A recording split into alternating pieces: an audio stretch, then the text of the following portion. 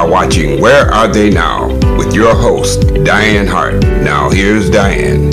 Good evening. Welcome to Where Are They Now? I'm your host, Dianne Hart Lowman, and tonight I have the pleasure of interviewing a singer, a songwriter, a producer, Pole Productions, Vice President of a record company, Source 3 Entertainment, and that is Miss Darla Morgan. How are you this evening?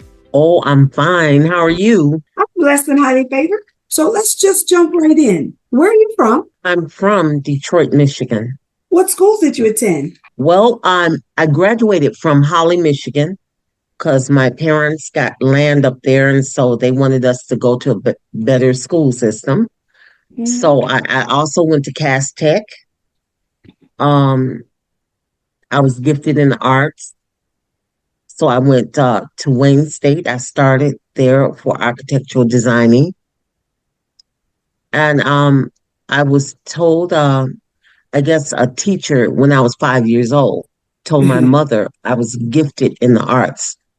And at that time, the only art school open in 1967 or so, no, it was 62, was in Dearborn. And of course, they did not want us there. Know how that was in 62 for certain. Let's talk a little bit about how did you get started? Were you always singing as a kid? Were you a singer as a little girl? Yes, I started singing in church. I was 4 years old and got a standing ovation then. And all I knew for many years was church music. That's where I grew up in. Along the way, I was meeting people outside of church. I didn't know who they were, right. But I guess later on down the line, I found, that's who that was.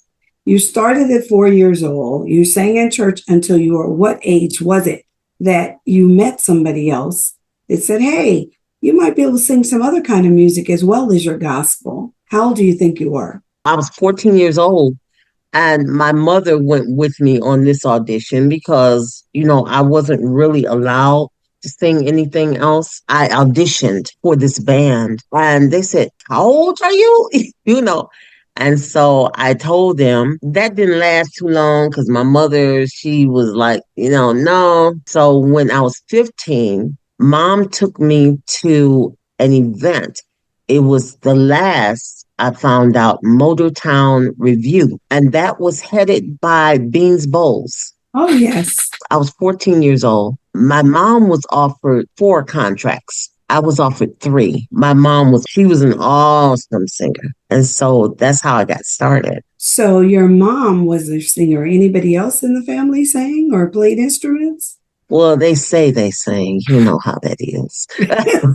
But your mother was really a singer. Yes, she was really a singer. You get 3 contracts, but what do you do? It kind of turned Mom off when one of the producers, I don't know which company it was. I don't know whether it was Motown or one of the others. Anyway, the representative came. He wanted to hypnotize me. And my mom was like, oh, no, I don't think so. You're not hypnotizing my daughter. And, I forgot who it was. It's been so many years. So he literally wanted to hypnotize you before you sang? Yeah, he felt I could be a better vocalist if they hypnotized me for whatever reason. But my mother wasn't going for that. She got excited about all of the contracts until he did that. So then what happened? Well, I would be singing off and on at different groups, and I was meeting people in the entertainment field that I didn't know were famous. I was going to Wayne State. At 18, somebody told me this group is looking for a vocalist. I went to the studio. It was on Gratiot, and that studio was owned by Chapter 8. I didn't know who Chapter 8 was, but I just knew I wanted to sing. So it took them about 2 weeks or so. They were trying to decide between me and another vocalist, and I found out it was Anita Baker. They said, he said, what is that guy's name? Paul Reiser. He said, both of y'all are good. We're trying to decide which one. So they decided for Anita Baker. But what he did do was refer me down the street, down Gratiot, to 3B Studio, where Beans Bowles was the owner of the studio. So I sang with Harold Bowes, Dennis Bowes, Pablo Loman, Pamela Valencia, Deirdre Chambers, Paul Stewart, and Mike, I don't know what his name was. So that was a band and you were their singer, you were their lead singer for that group? Pamela was the lead singer. I was really still too shy, so I would stay in the back until I cannot remember their name, but they're well known in Motown. And they were talking to Beans and they heard me singing and everybody stopped and looked at me, and I was like, what? And so Beans got on me. He said, if you don't bring that voice out, he said, you're not going to stay back there and we think you don't know how to sing. So Beans is the one that really cultivated me into really singing, perfecting my craft. Right. How do you think you were by then? I was 18 years old. Tell me a little bit about the very first time you got paid to go out and sing. How old were you? Was it still during your 18, 19 years? I think really it wasn't until I met my husband, and I was 49 then. I wasn't wise enough to know I was supposed to have a contract and, money. And so you're telling me that you were in a studio singing and you were singing with people and you were not getting paid? No, ma'am. I wasn't wise enough to know I was supposed to.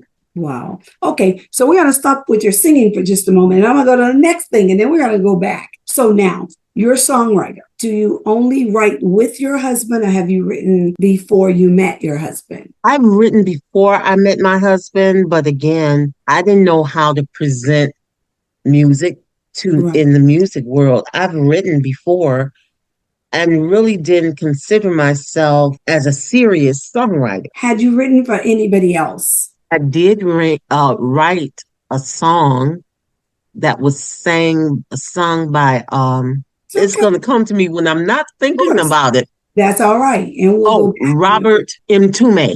So I wrote Tailor Made Love, and also Rufus Ford actually gave me the title for it. And he wrote some words and I rewrote it. I told him I would be rewriting it so that it would flow better. So it was sang by Robert M. Tume Owens. And of course, he put his own style to it.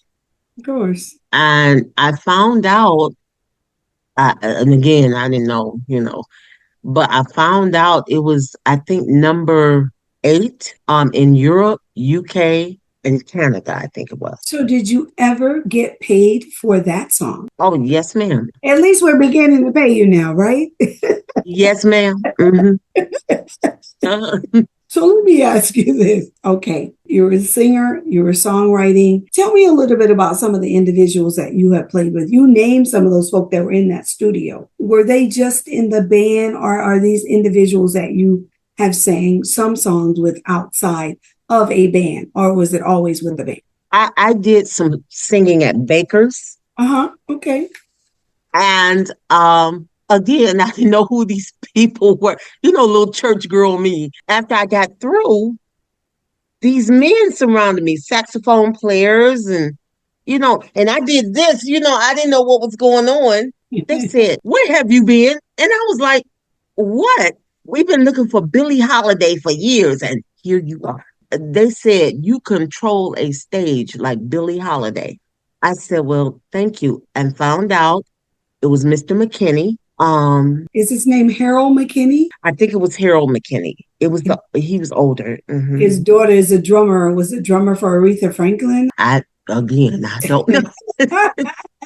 How old are you at this point? I am 16. I'm a young 69. Baby. That's what I say. No, not now. How old were you at Baker's when you? At that time, had to be somewhere in my 30s. Okay. So the owner of Baker's, he asked me to host some of the shows. Mm-hmm. So that's what I did. And I had fun. I had a blast. I only did it for about 4 months. Okay. And I went on, I became a full-figured model. The modeling agency, the first one that I was connected with, they had what they called a worldwide talent show. It almost had the name of that talent show, but is known. And I auditioned. It was at a hotel like the Renaissance Center. That was in California. And when I came out from the room, everybody was standing up. It was like 500 people standing in the hallway looking like, was that you? And I said, yes, it was. This tall white guy came up to me and he looked so familiar. I was trying to figure out where I saw him. And I remembered afterward, I saw him on One Life to Live. That was one of, and he says, can you please come home with me and sing to me every night? And I said, I'm married. I was married then, not to Terry, but I was married. Mm-hmm. And so at that conference, I guess I went out kind of looking around because this was LA, I went to see. Right. And when I came back, people were running through the hotel looking for me. And I was like, they said, there you are. And I said, what? The head of the conference wanted me to sing at the dinner to set the tone of the dinner. Wow. I sang House Is Not a Home by Mavis Staples. I won an award. I did win one because they didn't know I was as old as I was, even though I told them how old I was, but they didn't believe it. The judges, they were famous judges. One guy was from Paris, a Black guy. He said, oh my God, you have the most gorgeous voice. And so I told him, thank you for dinner. I sang before about 3,000 people. Wow, what a dinner. Listen, I'm just flabbergasted at all the things that you've done. Tell me some more. You are just phenomenal. I cannot believe that you've done all those things and you were not getting paid, and you should have been being paid. Well, let me ask you. So you sang for those 3,000 people. Tell me, what do you think has been the one performance that you will forever remember? I believe it was that performance because I was really astounded that people were looking for me. I did win an award. I won an award for commercial voiceovers. Mm-hmm. And I won an award for impromptu. So I said, okay, I can do this. But I think that was my most memorable. That's great. I have one more question. I promise we're going to break. Who do you think influenced you the most when you started singing? My mom, just listening to her.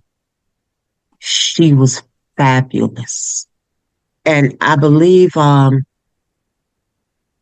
want to say the Ink Spots when I was younger, they were looking at my mother. They kept asking her, but she was influenced by my grandparents who did not want her doing any secular anything. It's not. But she was fabulous. Wow. Even up until the time she passed last year at 84, she had a fabulous voice. She was still singing. Yes. I know, that's right. Well, we're going to take a break and we're going to listen to a song that you and Terry collaborated on. And when we come back, we'll have you tell us a little bit about it. And the song is Baby, I Love You. So we will be right back.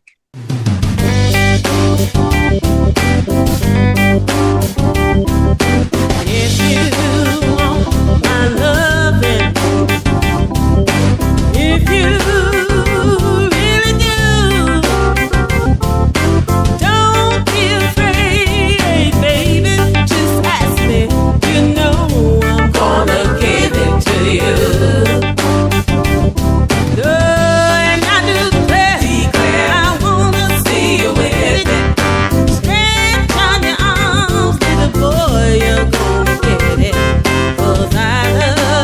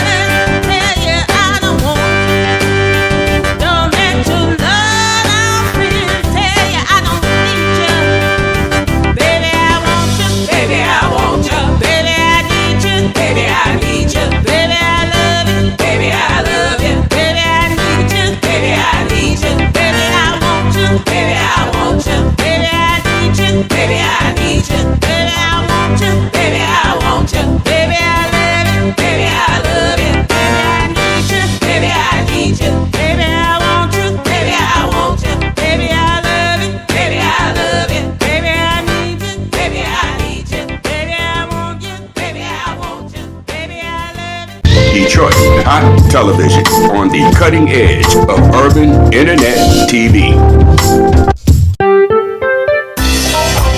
Hi, this is Dianne Hart. Be sure to catch my shows as we interview politicians and special guests on Wednesdays at 7 p.m. on The Opening Statement, the Lit TV network on Roku. Also, watch Where Are They Now as I interview entertainers of yesterday and today at 7:30 p.m. Detroit Hot TV on Facebook. Thank you. You are watching Where Are They Now with your host, Dianne Hart. Now here's Dianne. Welcome back to Where They Now. I'm your host, Dianne Hart Lowman, and tonight I have the distinct pleasure of interviewing Miss Darla Morgan. So that's a bad jam. So now tell me, what'd you and Terry do that song? I've always just wanted to be mama, grandma, you know. I wasn't thinking beyond that, Right. And I just so happened to be singing it in the kitchen. And Terry says, "Come in here, you're going to record that." And I was like, I said, well, okay. And so I did all the backgrounds and I did the lead, of course.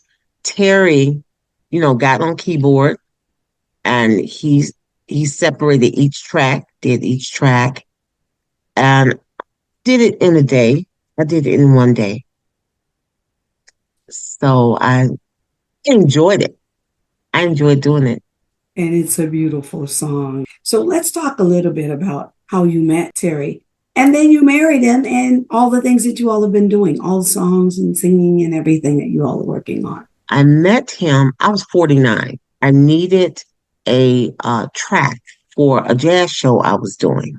Mm-hmm. And I think that might have been at Easter Market. I believe it was for Burt's. Started to do the song. It was in that movie where the jazz singer and Whoopi Goldberg was in it. It was that song. I'll think of it in a minute. Anyway, I'll come back. Yeah. That's the song. That's the song I wanted to do.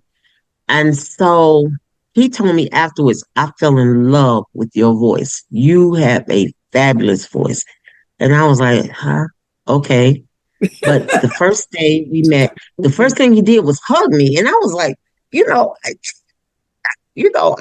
kind of, I said, this is just too weird. He hugged me. But he was a nice guy. And actually, for 2 hours, we talked about the Lord for 2 hours. And then I finally said, Mr. Morgan, I said, I already can't pay you. And I said, I better start this track. So I began to, we started talking again because I'm trying to figure out who to introduce him to. I forgot I was single. I was like, we got to go to the museum and you go one way, I go the other way. That's how you're going to meet somebody. Don't be meeting nobody at the bar. And I was plotting how somebody could meet him. And that night, he was at work. He was a security police officer at Henry Ford. And he called me, and it was real quiet. And I said, Mr. Morgan, are you okay? And he says, no, my name is Terry. I said, Terry. And my husband is he's very laid back. He's very humble. He's a very humble man. And he said, I'm in this office on one knee. I'm asking you to be my wife. And I said, oh my goodness, here we go. Yeah, I was thinking he was a nice guy. I didn't believe him. So he talked to me for about a couple of hours, convincing me to marry him. And the thing that got me,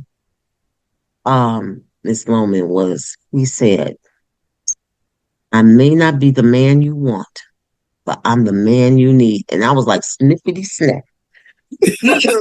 Okay, mister. Yeah. I was like, oh, goodness. So I did marry him. And he has never broken his word to me. Never.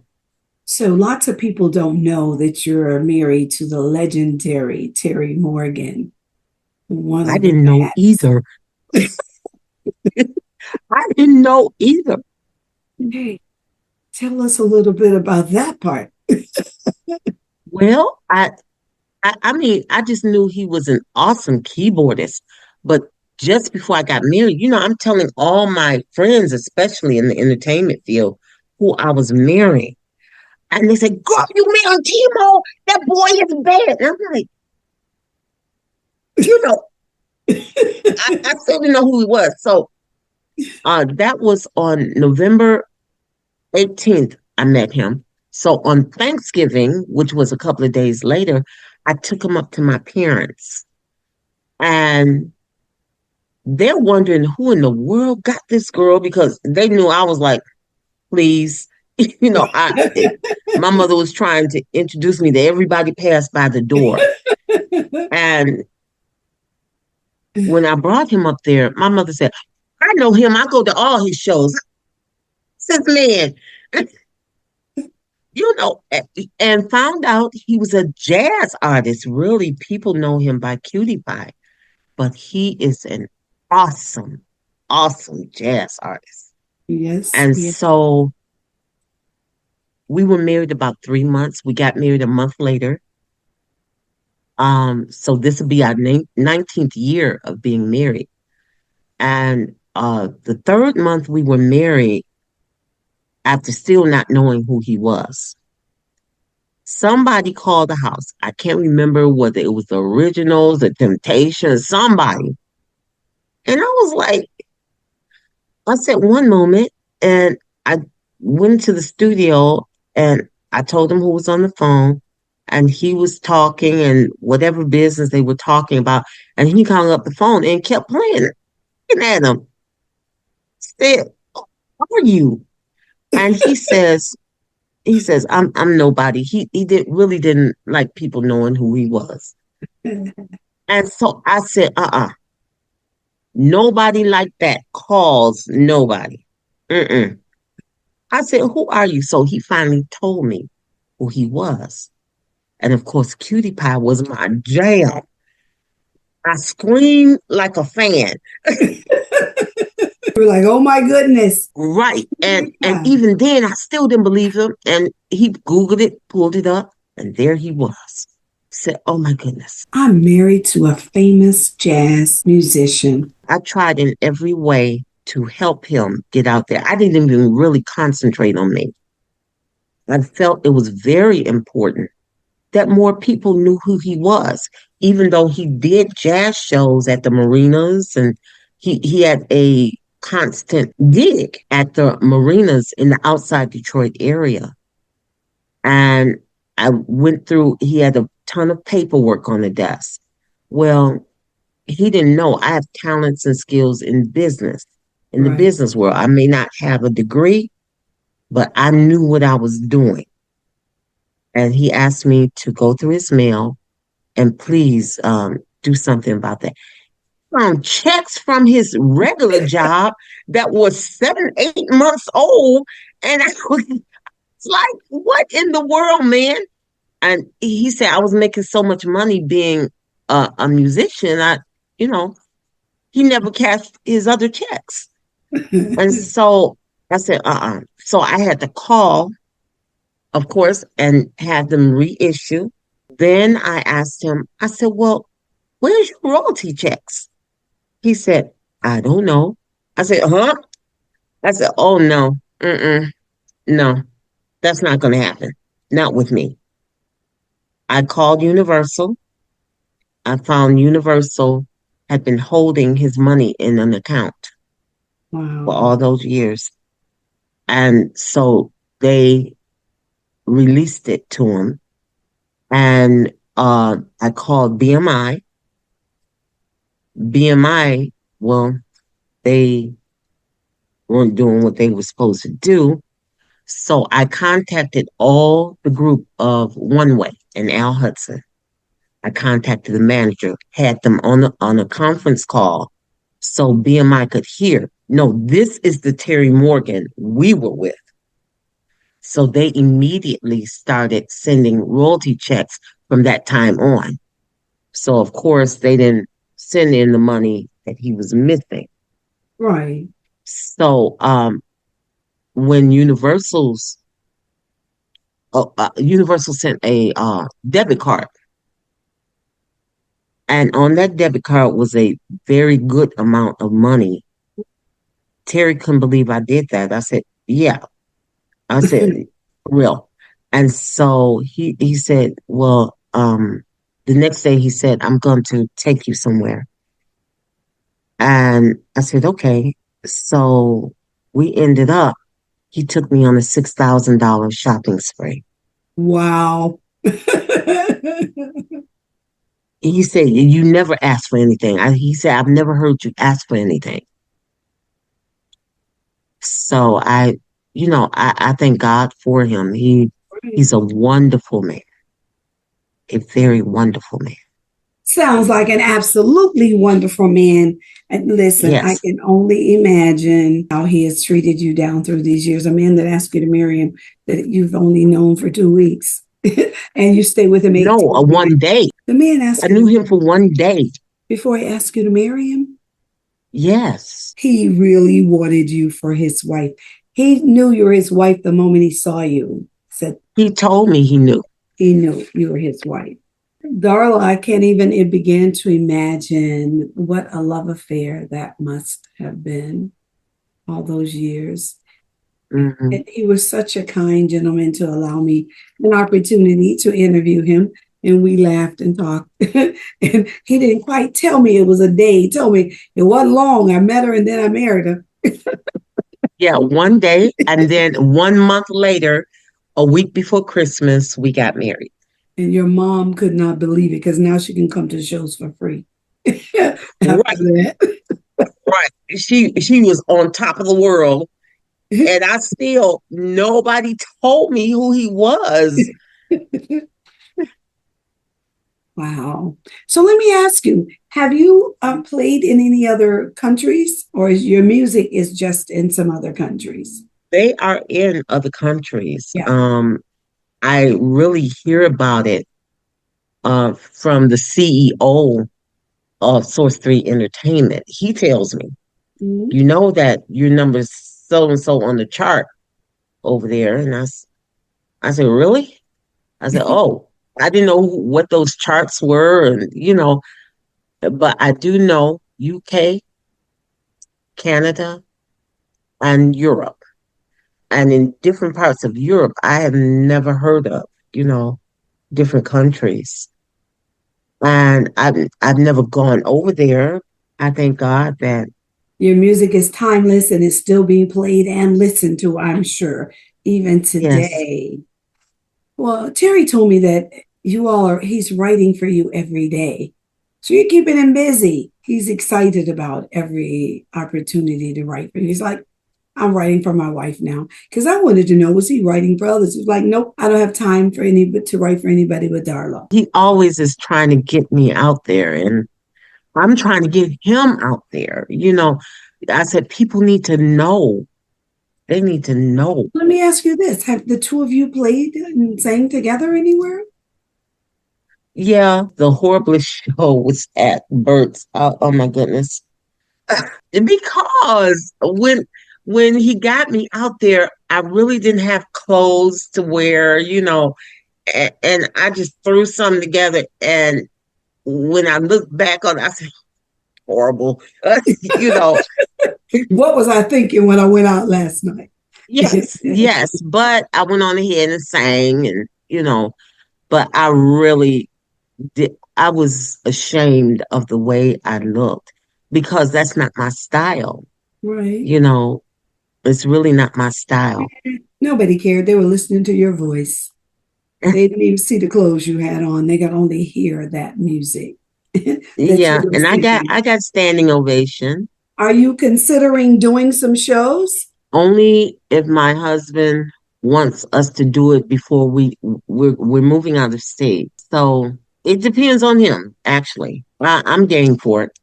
Well, we've got to make sure if you don't at least come out and do a big performance, that you come out and do a couple of jam sessions. I need to hear you in person. I'll be in Yes, Detroit ma'am. in a couple of weeks.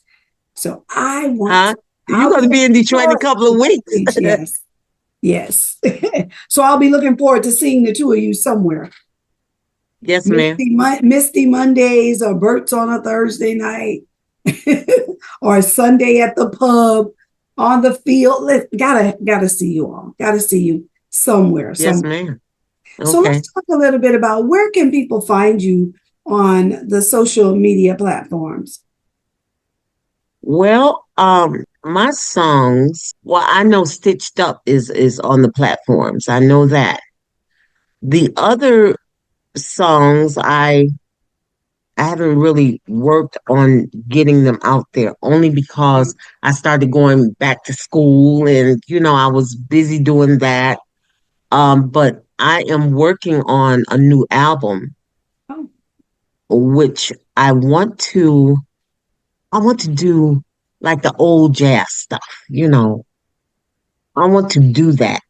right, I feel that the old jazz things, they need to shine. right. They need to shine. There's nothing wrong with that. Now, we talked about you singing, your songwriting, you're VP of a record company. What's that like? Because the CEO just called us from Nevada and said, okay, you're the vice president and Terry's going to be the president. I'm like, what is this, people? I was already doing troubleshooting for different avenues for the different entertainers that were connected to Terry. They would call, Effie, can she, blah, blah, blah, blah, blah. And so I was like, I had no idea what being a VP was. I am really just finding out the whole evidence of what being a VP is. I said, okay, let me scratch all this and I'm going to, I contact the CEO, let him know what I would be doing from this point forward, especially since we're moving out of state. Right. How we're going to connect Cubbyhole Productions and Source 3 Entertainment and how to get the sources of entertainers to be with Source 3 Entertainment because they'll be coming to us for production. Right. So I really started thinking like a vice president. It's a mindset, actually, and my husband was telling me, he said, you wear your heart on your sleeve for everybody and blah, blah. I kind of stopped doing that because it was too hard on me. And it was too hard on me watching my husband getting upset because I said, this has got to stop. Right. So it was, there's some things I had to change. I had to harden on. And I started cleaning house with Source 3. The CEO, who is Don DaCosta in Nevada, he just gave me leeway to do whatever I felt I needed to do. Right. So I did so. Some of the entertainers, they had to roll. We're not going to, first of all, you're not going to come to me. I'm the vice president. And then you go to the CEO because you don't like what I said. Right. So guess what? The CEO let them know, what did Darla say? What did she? Right. Whatever Darla said, that's what it is. Oh, that's right. I know that's right. Well, we're going to take another break. It's been so interesting. I almost forgot I need to go to a second break. But we're going to take another break and we're going to listen to another song that you and Terry collaborated on. And it's called I'm Not the Enemy. And then when we play that song, we'll come back and talk a little bit about it, what inspired that song.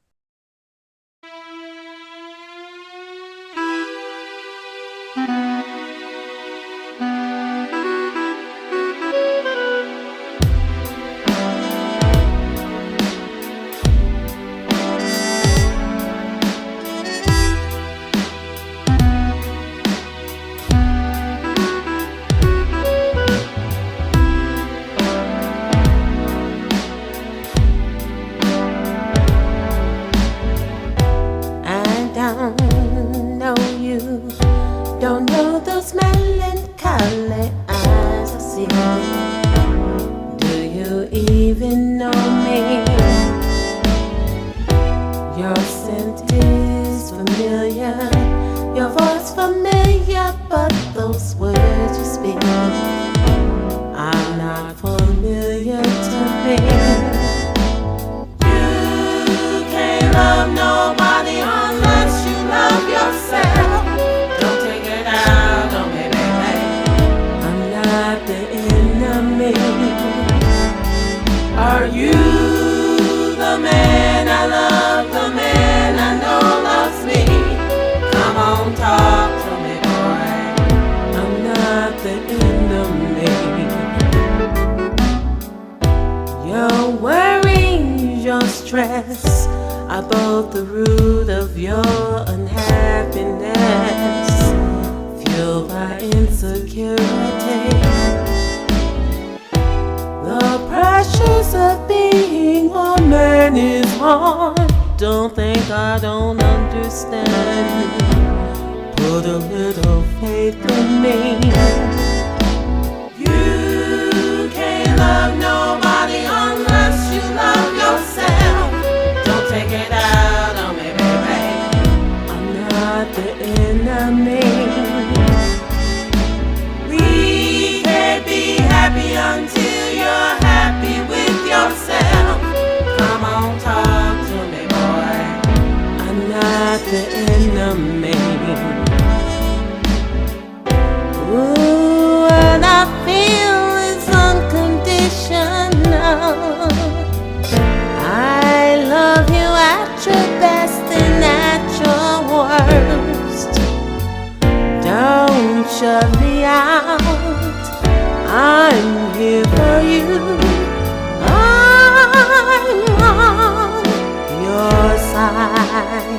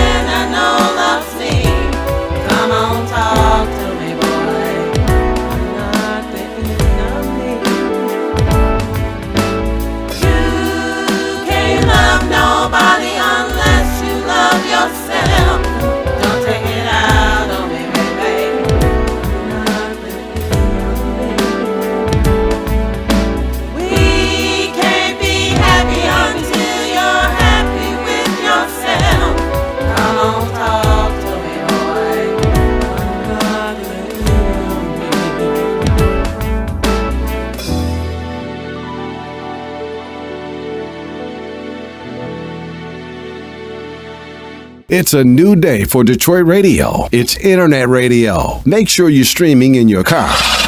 Detroit's digital radio station for a new generation. DetroitHotRadio.com. Terrestrial radio can't do what we do because we are setting a new standard in Detroit.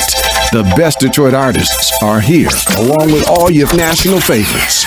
The most music 24/7 by all your local favorites, like Anita Baker, Michael Henderson, Kim, So how did you find your way back in and the Dramatics. If they're from Detroit, they're heard here. This is where Detroit turns for R&B from yesterday and today. 24-karat magic in the air. Detroit Hot Radio. Welcome back to Where They Now. I'm your host, Dianne Hart Lowman, and my special guest this evening is Miss Darla Morgan. What a bad jam. So let's talk a little bit about that song, I'm Not the Enemy. I was asleep and the TV was watching me. all of a sudden I heard this song and I woke up and I said, who is that? They were running the credits. And I was watching the credits. I had a pen and paper watching the credits to see who that was. And I found out who it was. And her name, she is dynamic, Lena Lloyd. I contacted her to ask her, was it okay if I sang the song? You know, I said, I may not do it the way you like, but, you know, I would like to sing the song. She said, of course, go ahead and do that. And so after I got through with the song, I sent it to her. She said, it's wonderful. She said, you did a wonderful job. And I told my husband, I said, I like this one. And he said, I don't know, it's just impossible. Now, this is him all the time. It's always impossible for him. He don't know whether he can do it. I said, yeah, you can. You the wizard. so sure enough, he did all of the music, track by track. And I had already learned the lyrics because I love the lyrics. The lyrics are so profound in a relationship with a man. Right. And I loved it. So you were ready to go. Now, Terry, get yourself together and let's go do this. Yeah, that's right. That's right. Stop telling me what you can't do. I don't want to hear it. Absolutely. Well, let me ask you this. What advice would you give to an up-and-coming individual? Listen, you spread the gamut. So I need you to talk about being a singer, a songwriter. What is it like being a producer? What it's really like to be vice president and have to deal with these incoming young folk of today. So much different than any other time. Yes. So talk a little bit about that. The one thing I came to realize was that I had to have an ear for every type of music. I couldn't just say, I'm going to listen to jazz, blues, and R&B. I had to have an ear for every type of music, which we both love. Every type of music is something in everything. Right. We don't too much go for acid rock, you know. It's that's another animal. Yes. When I'm dealing with an up and coming entertainer, I'm looking for, okay, keep your ego out of this. I don't want any egos. I don't want to deal with any. You got to go somewhere else for that. That's the first thing. I don't try to let them know. You know, most of the young people don't know I'm an elder. In fact, some of my friends didn't know. Some of my friends didn't know. But I want to be an example, character-wise. I look for their character. Right. And if I see your character is nasty, if I see your character is all about you, you got to go somewhere else. You got to go. You got to go. And the first rule of the studio, don't come in our studio smelling like that wacky tobacco, please. Don't do it. So you don't come in here like that. Right. Don't have it on your clothes. We don't want it around our instruments. Nothing. Don't come in here. Come in here clean. Now, what you do out there is your business. But we don't even want it on their clothes because, believe it or not, that stuff affects your instruments. I want our respect. And if I can't get it, you got to go. Some of them are so taken away with streams. And I can get 1 million streams, but still ain't made a dime when you get 1 million streams. That's the sad part. Right. I talk to them about that. There are other ways to earn your money. Right. However, I really encourage them to get a manager. Right. Because some of them, they want me to manage. No, I got too much on my plate. I can't manage you. And it's going to be a conflict of interest. With me managing you, you must come with a manager, or otherwise you can get with the CEO and he can advise you of a manager. Right. But no, I can't be a manager. And so I always suggest that they get a manager, and that's so that they can set up other ways to make income. They can set up events. They can set up different shows. They can set up different venues. Mm-hmm. I wouldn't suggest they sell their recordings out of the trunk, especially if they come through Cubbyhole Productions. Why? Because we're not going to get anything. There's different things I talk to them about, and I expect honesty by all means. What do you think has kept you in this space, entertainment space, with all of the things that you're doing as you move forward? What keeps you grounded in this space? I'm going to tell you, I'm a firm believer in the Lord, a firm believer in the Lord. Okay, if anybody listens to Terry and our music, they won't hear certain things in our music. It's going to be real talent. It's not going to be something where your grandchild can't hear it. Right. So it's kept me grounded in knowing what I'm supposed to be about and what road I'm supposed to take. That's kept me grounded. When I meet even other entertainers, now since I know who they are, I'm not impressed with your, with your persona. Yeah. I'm really not impressed. I'm impressed with your character, your ethics, your morals. That impresses me. Oh, what else would you like to tell us that I've not asked you? Terry began to know that, she really does know some people. Because she knows these people and she's not, So one day we were watching TV. We were watching Under Siege, Mm-hmm. Dark Territory, if you know Steven Skull. Mm-hmm. So we were watching that because we're big action flick. I said, I know him. Terry said, you know who? I said, that guy. And he said, what guy? I said, the black guy that's always in his movies. I said, the one that's always next to him, always the bad guy. I know him. He said, you do not know him. I said, yeah, I do. David McKnight. By the way, he was also an entertainer in Motown. He sang with somebody. I forgot who he sang with, but called him. Terry's looking at me like this, And I called him and I talked to him for a minute. And I said, I wanted you to meet my husband. And he said, you got married. We were talking. And so I gave the phone to Terry. Terry talked to him for a while. And when he hung up, he looked at me. He said, why do I know you at all with all the people you know? I was even invited when Motown moved to California, a representative from Motown. He heard me singing somewhere and I got some advice from, what's that gospel singer? Tim said, you know her too? And I said, I had a phone number somewhere.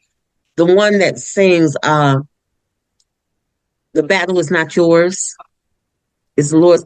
Yeah, so I had a phone number. I didn't know who she was either, but she seemed like she was a very, very nice person. And so I said, well, this guy wants me to come out to California to sign with Motown. He was very excited. He called me every day. And I don't know his name either. I didn't really want my son being raised in that arena. He was young. If he was older, I might have done it, but, Right. And so I decided not to sign with Motown. And the guy said, are you sure? I said, I'm positive. I'm okay. Wow. How old is your son now? He is 50. Is he a performer at all? No, his father was extremely talented. His father used to play at Orchestra Hall when he was younger. He could play any instrument by ear. My son, he doesn't sing or anything, but he has an ear where if he pulls together songs on a CD, he hears a flow. So there's a flow to whatever CD he does. So no, he is gifted. He was actually At 2 years old, he was reading on 10th grade level. At 4, he was reading on college level. And they say he wasn't a genius. It just made sense to him, what he was reading. He was a genius. And I said, okay. And so he's a licensed iridologist. He is on different podcasts because he is respected by regular doctors because he's a vegetarian and fruitarian. And he teaches that. He has another lifestyle. It's nothing I taught him, but okay. Children are children and they do what they want to do. We raise them and then we let them go into the world. Right. He do whatever he want to do. That's right. That's what our children do. That's exactly. Yeah, and I'll just pray for him and, you just keep him lifted up. That's all we can do for them. My daughter, that's right. Time and she say, I used to always hear you saying, oh, your mama was always praying for you. She said, so now I understand. I'm praying for my own, like you prayed for me. I said, that's right. That's right. My son was teaching Bible studies at 15 at different churches, big congregations. He was bad. That was a bad boy. He would tell the people, my mama, she said she would pray for me and pray over me. And I was like, why is this woman different? What mothers do. That's right. That's what we do. That's what we're supposed to do. Well, I want to thank you for allowing me this opportunity to interview you. So let me just go ahead and close out the show. But I am so excited. I really enjoyed this opportunity. I enjoyed and I'm honored by being on your show. Thank you. Oh, you are so welcome. Listen, you can watch Where They Now every Thursday night at 7:30 on Detroit Hot Television Facebook page. And also listen to Detroit Hot Radio. You can listen to me every Wednesday night on Roku on the Lit TV network right here out of Tampa. Don't forget to go to my YouTube page, like and subscribe, hit the bell, and every time I put up a new video, you'll be notified. It has been real, and I greatly appreciate you. Thank you so much. God bless you. Thank you, darling. Bye-bye.